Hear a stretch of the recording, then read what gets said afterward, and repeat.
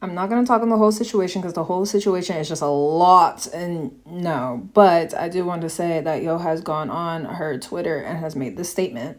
I'm sorry it took, oh my God, Lord. Instantly stuttering is crazy. This is why I don't read this.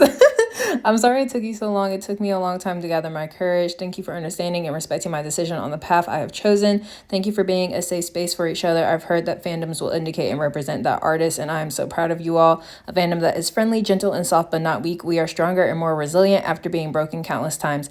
I hope I can heal you as soon as possible. I appreciate every inch of your love.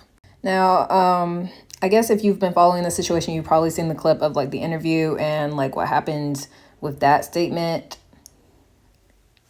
And yeah, it's just a weird situation, but I'm wishing her the best. I hope that she is doing okay and she's feeling better from that. And it's just a sticky situation, y'all. It's really like